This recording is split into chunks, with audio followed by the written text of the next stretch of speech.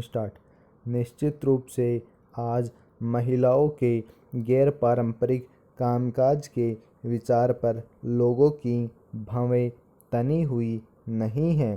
सेवा क्षेत्र के पुरुषों और महिलाओं की समानता के विचार को भी बल मिल रहा है, लेकिन आज भी कोई इस बात से इनकार नहीं कर सकता कि कामकाजी महिलाओं को लिंग भिन्नता के आधार पर अधिक समस्याओं का सामना करना पड़ रहा है।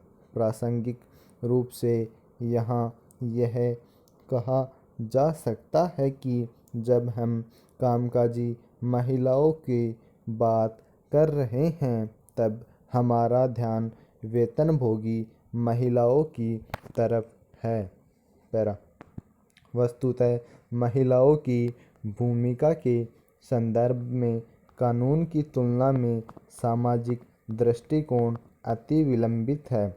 इस सामाजिक दृष्टिकोण के अंतर्गत महिलाएं कुछ निश्चित कार्यों के लिए ही दूरस्थ है, उन क्षेत्रों के लिए नहीं जिनमें महिलाएं आत्मनिर्भरता हेतु नियुक्त की जाती हैं। इस तरह महिलाएं आसानी से नर्स, डॉक्टर, शिक्षिकाएं, निगरानी पदों, क्लर्क, सचिवों इत्यादि के लिए रोजगार प्राप्त कर लेती हैं, अर्थात एक निर्धारित कार्यप्रणाली के रूप में।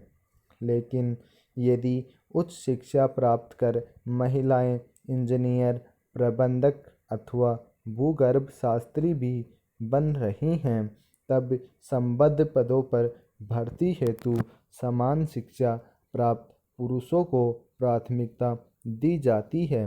स्पष्टतः नियुक्ति के प्रथम चरण में ही लिंग भेद अवरोधकर बन जाता है। पैरा कामकाजी महिलाओं की दूसरी समस्या पारिश्रमिक के संबंध में है। कानूनी रूप से समानता की घोषणा की गई है, किंतु व्यवहार में इसका वास्तविक अनुपालन नहीं हो रहा है। मिथ्यात्मक एवं भ्रामक धारणा यह है कि पुरुषों की तुलना में महिलाएं कार्य क्षमता एवं प्रशासन व न्याय प्रबंधन की दृष्टि से हिन्नतर होती हैं और उन्हें कम पारिश्रमिक देने का यही आधार है। कोरियाई गणराज्य में पुरुषों की तुलना में महिलाएं समान कार्य हेतु पुरुषों के वेतन का मात्र 47% अंश वेतन प्राप्त करती हैं। जापान में वेतन का स्तर 51% मात्र है। इस संदर्भ में भारत में भी विषम भेदभाव है। पैरा स्त्रियों पर हावी होने की पुरुषोचित अहंकार प्रवृत्ति की पुरानी अवधारणा महिलाओं को उनके कार्यस्थल पर विविध बाधाएं पहुंचाती है। विकास और प्रगति के उच्च स्तर पर महिलाएं पुरुषों की तुलना में अपनी प्रतिभा एवं क्षमता को ही अपना सोपान बनाने में सफल हुई हैं। लिंग विभेद के संदर्भ में विडंबना यह है कि उच्चतर विकास बिंदु पर पुरुष सहायक एवं सहकर्मी पुरुष अधिकारी की तुलना में महिला अधिकारी से अधिक विशेषज्ञता एवं निपुणता की अपेक्षा रखते हैं। दुर्भाग्यपूर्ण स्थिति यह है कि सामाजिक एवं मनोवैज्ञानिक परंपरा से प्राप्त महिलाओं को अपने ही लिंग से अधिक सहयोग नहीं मिल पाता है।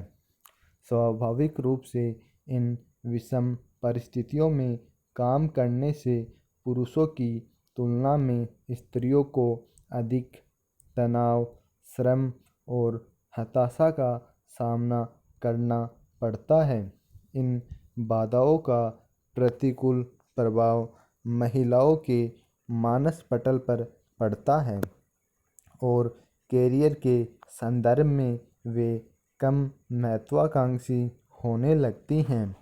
वास्तविक स्थिति यह है कि पर्याप्त क्षमता के बावजूद अधिसंख्यक महिलाएं अल्प मांग वाले रोजगार क्षेत्रों में प्रवेश करने लगती हैं। स्पष्ट है कि इस प्रकार के मानसिक समझौतों का कुप्रभाव उनकी कार्य प्रणाली एवं कार्य सीमा पर पड़ता है। कामकाजी महिलाएं दीर्घकाल तक अपनी प्रतिभा के अनुकूल नौकरी न मिलने के कारण हताशा की शिकार हो जाती हैं। पैरा वस्तुतः वेतनभोगी महिलाएं रोजगार मात्र तक सीमित नहीं होती, उन्हें घर गृहस्थी के उस भार को भी अच्छी तरह संभालना पड़ता है जिनके प्रति लोगों में न तो कोई कृतज्ञता और न ही इनका कोई आर्थिक प्रतिलाभ, जबकि महिलाओं का यह दायित्व अति सरलता से आवश्यक सेवा क्षेत्र घोषित किया जा सकता था।